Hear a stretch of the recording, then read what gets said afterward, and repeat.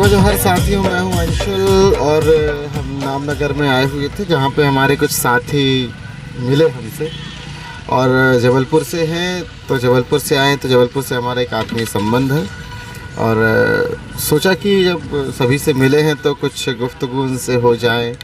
कुछ उन लोगों के सवाल थे, उनके मन में कुछ विचार थे, तो मैं सोच रहा था कि वो क्या गोंडी पुनीम के बारे में कुछ उनका सवाल था, तो वो अपने गोंडी पुनीम के बारे में जो भी सवाल पूछना चाहते तो पूछ सकते हैं। तो आपके मन में कोई विचार है, कोई सवाल है?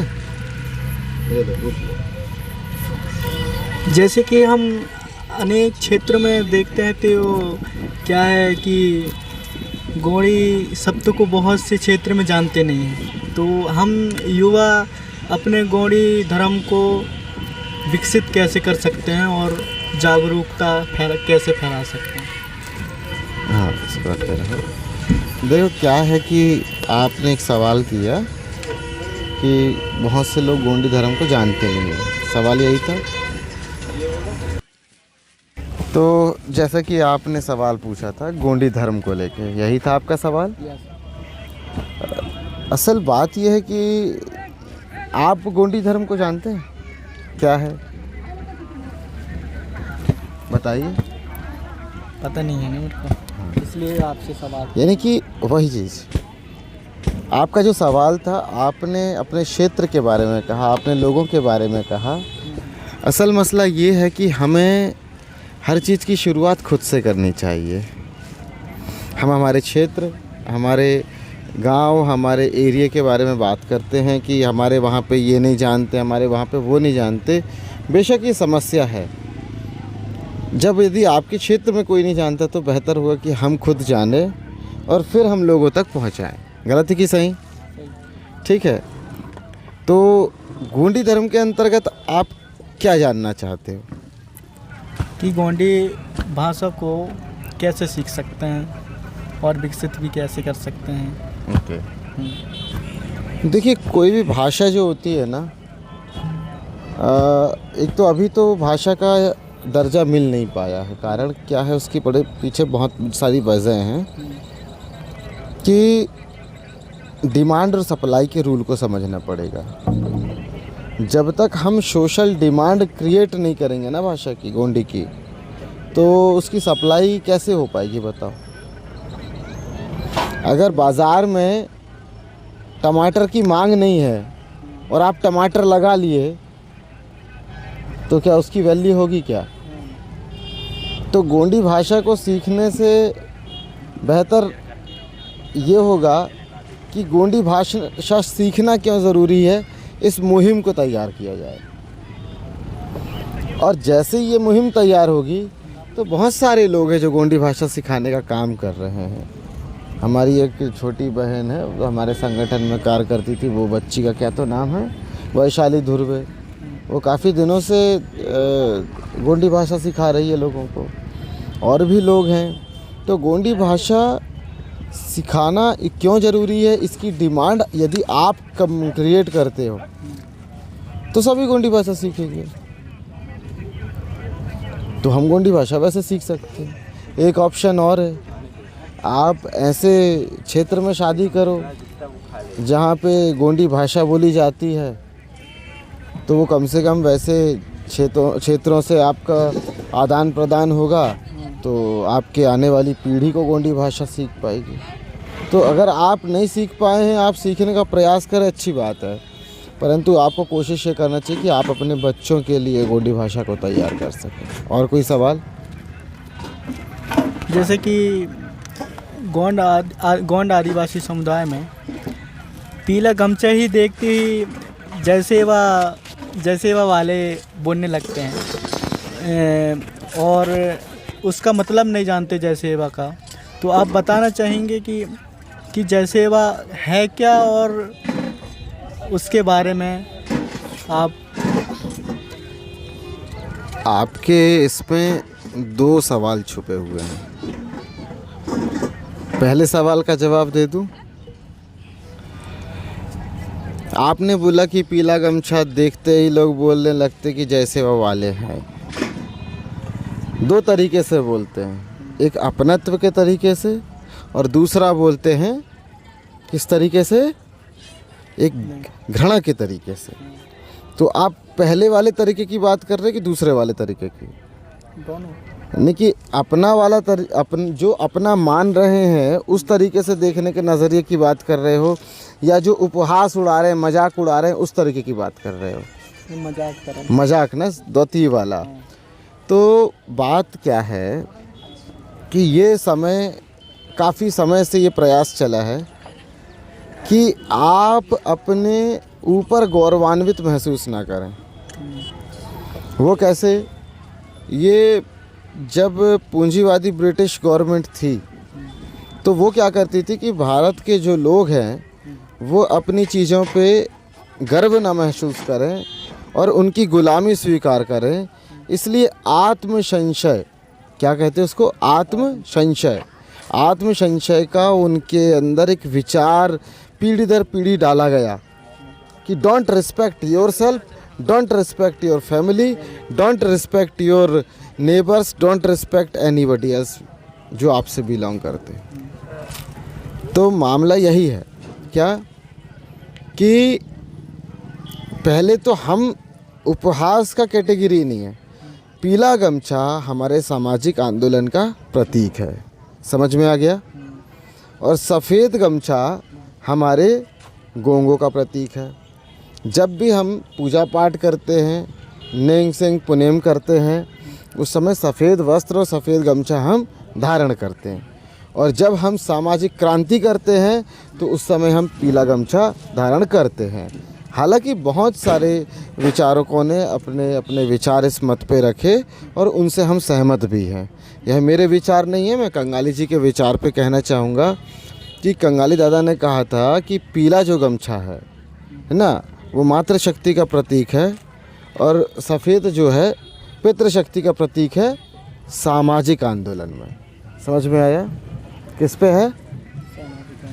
तो सामाजिक आंदोलन में एक जो पुरुष खड़ा है, अगर उसने गले में गमछा डाला हुआ है तो उसका मतलब यह है कि उस पुरुष ने खुद सामाजिक आंदोलन का हिस्सा बनते हुए मातृशक्तियों के भी आंदोलन का जिम्मेदारी उठाया हुआ है। समझ में आया कहने का मतलब? तो इसलिए सफ़ेद और पीला डाला उन्होंने। और उसके साथ साथ इसमें जो जय सेवा वाला जो क्रिटिक्स आया, तो जय सेवा वाला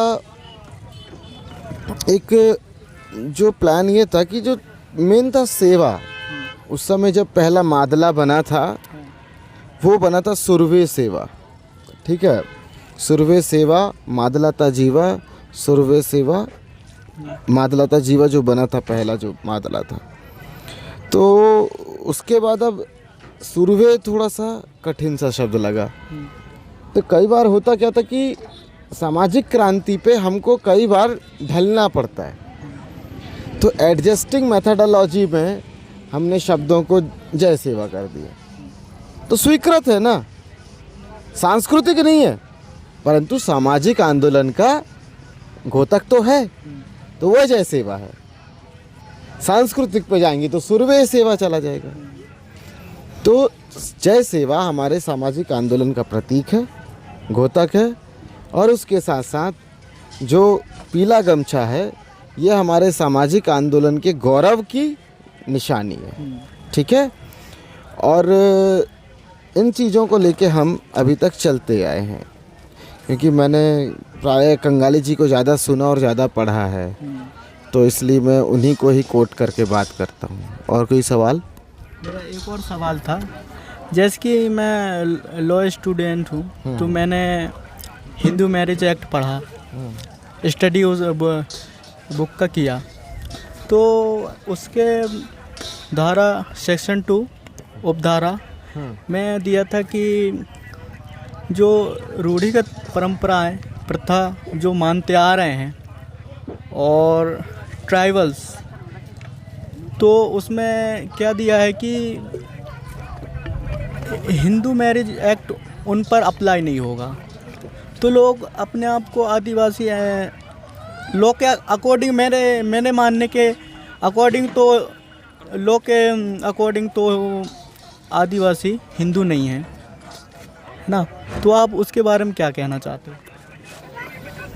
देखो, ये एक बड़ा विषय है।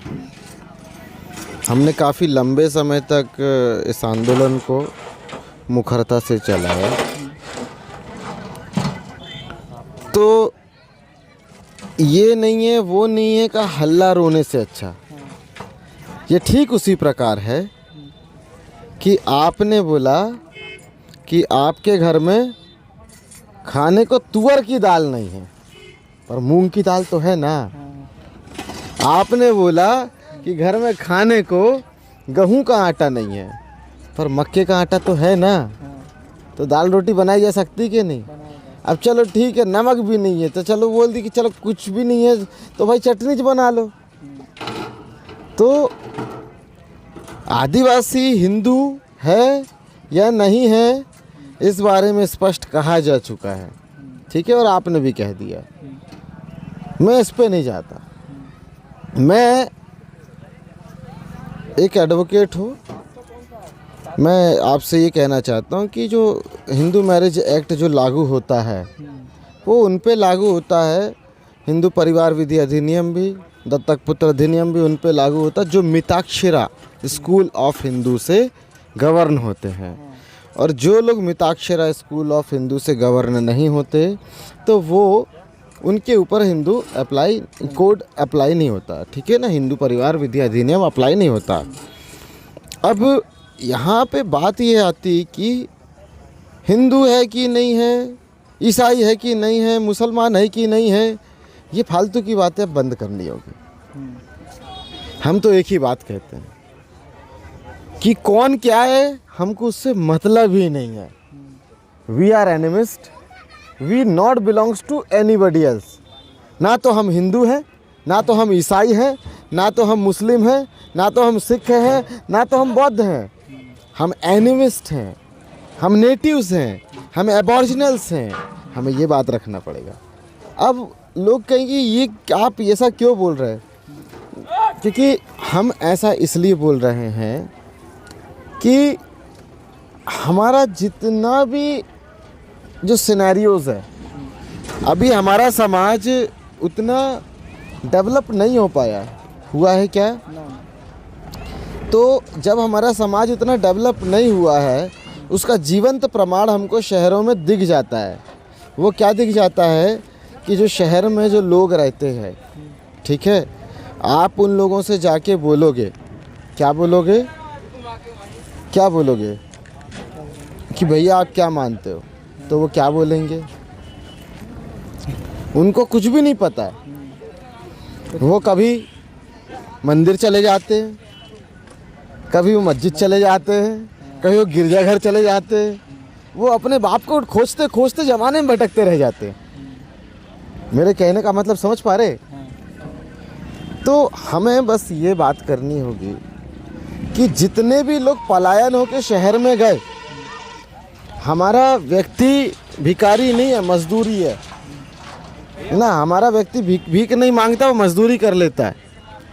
तो उस मजदूर वर्ग को किस प्रकार से शहर में प्रताड़ित किया जाता है, मतलब कि जो आज की जो सिविल सोसाइटी है वो ट्राइबल्स को एक्सेप्ट नहीं कर रही है।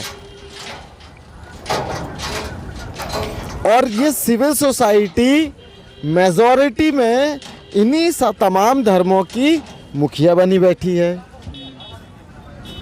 और वो हमें जैसे हम हैं वैसे अपनाने में इत्तेफाक रखते हैं।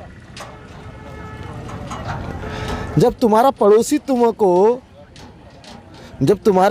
तुमको बेटा नहीं मान रहा है, तुम काय को बार बार जाके उसके बाप बाप बाप बाप चिल्ला रहे हो? तो मेरा कहने का मतलब है अपने बाप को बाप कहो ना। पड़ोसी के घर जाने से कोई मतलब नहीं है। तो चलिए, तो आशा है कि थोड़ा सा आपको समझ में आ गया होगा। और कोई सवाल तो नहीं है? आप इतना इन्फॉर्मेशन देने के लिए बहुत बहुत धन्यवाद। नहीं, इन्फॉर्मेशन दिया, समझ में आया कि नहीं है सवाल? बिल्कुल समझ में आया। कोई एक बात है जो समझ में आई तो बता दो। जैसे कि बड़े भैया ने बताया कि हिंदू जैसे कि सिटी में बहुत से लोग रहते हैं जो उनको अपने परंपराएं और कस्टम्स के बारे में पता नहीं होता, पास में रखते हैं। पता नहीं होता, और वो कभी उनको भी देखना, कभी मस्जिद में मिल जाएंगे, कभी मंदिर में मिल जाएंगे, कभी चर्च में मिल जाएंगे, तो उनको और कभी तो गुरुद्वारे में भी वो कभी लंगर की लाइन में मिल जाएंगे। हाँ, तो उनको कुछ पता नहीं रहता, और कुछ भी ऐसा सोशल मीडिया में कुछ भी अफवाह फैलाते रहते हैं कि ये है वो है ये, और जब को उनको कुछ इन्फॉर्मेशन नहीं रहता, तो उनको मैं यही कहना चाहता हूँ कि थोड़ा गांव में आए, अपने संस्कृति को जानें। हम भारत के मूल निवासी हैं, हमें गर्व होना चाहिए। बस इतना ही बोलना चाहूँगा, और भैया को बहुत बहुत धन्यवाद देना चाहूँगा जो इतना इन्फॉर्मेशन दिए। बहुत बहुत धन्यवाद।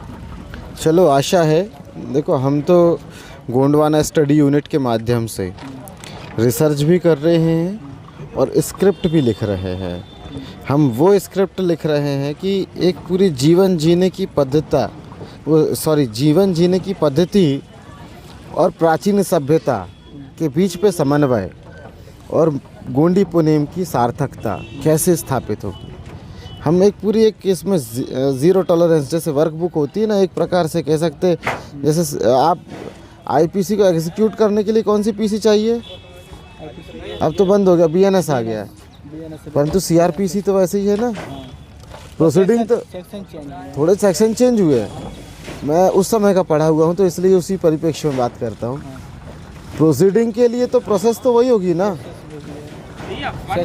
हाँ, अब क्या कलेक्टर के पास एफआईआर लिखाने जाओगे कि थाने में एफआईआर लिखाने जाओगे, है ना।